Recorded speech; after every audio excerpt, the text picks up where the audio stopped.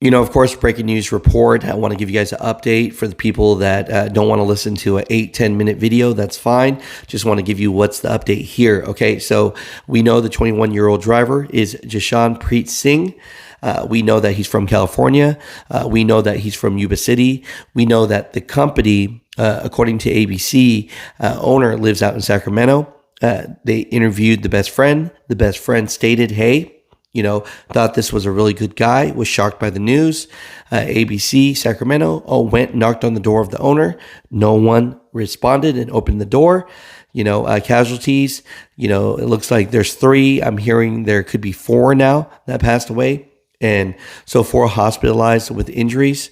And then the big thing about this is that, yes, according to CHP, charged with driving under the influence, DUI of drugs causing bodily injury, and gross vehicular manslaughter while intoxicated. So he is being held without bail. His court appearance is October 23rd, 2025 at Rancho Superior Court, Rancho Cucamonga, and ICE detainee placed the following arrest. Interesting fact here, he actually entered the U.S. illegally in March of 2022.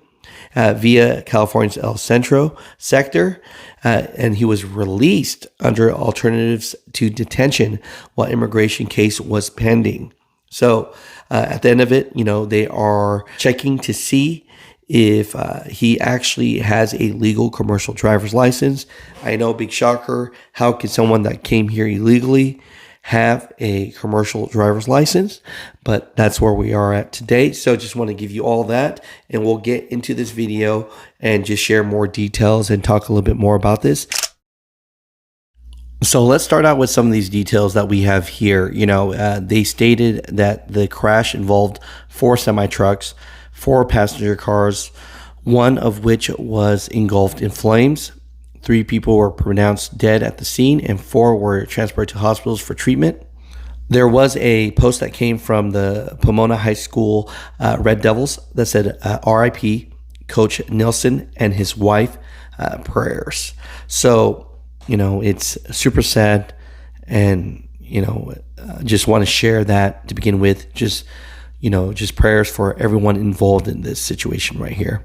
So here's a question for all the truck drivers out there. CBS News Sacramento went out and actually tried to get an interview with the owner of the trucking company. And of course, nobody responded. But here's the question for you guys out there. Whatever happens to this truck driver now after the trials, after everything, do you think that the trucking company owner should be actually more accountable for what happened or not? Because it's one thing about a driver wanting to get a job. It's another thing about a trucking company wanting to have all safeguards and do the right things, do the right screenings to make sure that they hire someone that's qualified to drive a commercial vehicle. My truckers, comment down below about that. So let's see how Secretary of Transportation Sean Duffy feels about this. He actually posted on X a few hours ago that says, this is exactly why US DOT has withheld $40 million from California for failure to comply with our rules to protect drivers. We cannot allow our roads to be a dangerous place. So, of course, I just want to explain why Secretary of Transportation Sean Duffy is withholding $40 million. And the reason why is because the federal regulations require commercial drivers to be able to read and speak English to converse with the public, understand signs, and communicate with law enforcement, right? Now, here's the thing. The state, California, is not compliant on this because the state is the only one that has not adopted the enforced and the compatible state level regulations despite being put on notice by the Department of Transportation. And so what does that mean here? Well, in every state, they do things different, right? But in California Highway Patrol, for the most part, is the one that pulls over truck drivers, give them inspections, things like that. Other states, they have other people doing that are federally regulated. And so CHP is like, hey, I'm CHP. I work for the state. You don't tell me what to do. And because of that, that's why Secretary of Transportation Sean Duffy is withholding $40 million. Now we are waiting to see if this driver can speak English or not. But the second part to this is that he wants stronger visa screenings, right, for people that do work and can get a commercial driver's license. So mud truckers, that's what's going on here. So here's one for you guys right here that, people don't usually talk about. One, of course, if you're illegal getting into trucking, of course, that is a problem. Number two, I state that, of course, the company hiring you is the problem. Number three is big politics, right? So many years, big organizations have stated that there is a trucker shortage.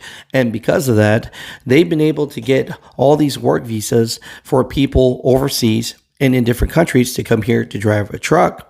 I'm telling you, and I've said it once, I've said it twice, I've said it 100 times, there is no trucker shortage at all. Lack of pay, definitely, lack of parking, lack of a lot of things. But there is not a trucker shortage. I'm telling you that. And so, these organizations pushing trucker shortage,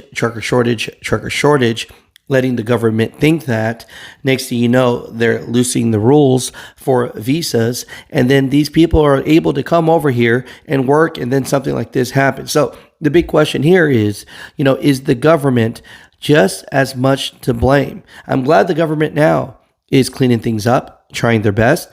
But is this a problem that it's almost a mixture, right? It's the illegals coming in, it's the companies that want to hire them, and the government that is making it easy for all this to happen. We've talked about this a lot, but I think the government is a big play in this. Now, I do want to end this video on a personal note. I am American Asian first. And I know people say Asian American, but man, I was born in America. I'm proud to be American. I've gone back to Vietnam, where my family's from, and I didn't feel like I belonged there. I mean, I'm born and raised in America, proud to be. So I am American Asian first. And I know that there are a lot of other American Asian Indians that feel just the same way, feel just as strong. So all I'm saying is there are so many American Indians out there, Asian Indians out there that are great people. I have great friends that are great people, great drivers. Their parents come from good stock, came here the right way, doing things the right way. And so I'm just saying that, have some grace for people. It's not everybody fits into a box. This is a black eye for the trucking industry. Also a black eye for all the American Asian/Indians out there, that want to do things the right way and are just as upset. I've talked to a couple of my buddies from my hometown and that are truck drivers, and they're just as pissed off too.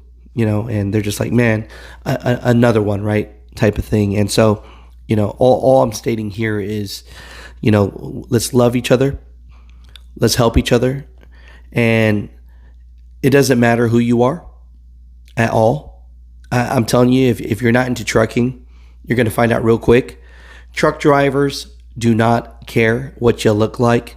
As long as you're following the rules, you're doing the right things, you have passion for this trucking industry, and you're able to communicate, speak English, understand English, and you're just here legally, there ain't no truck driver that got a problem with anybody.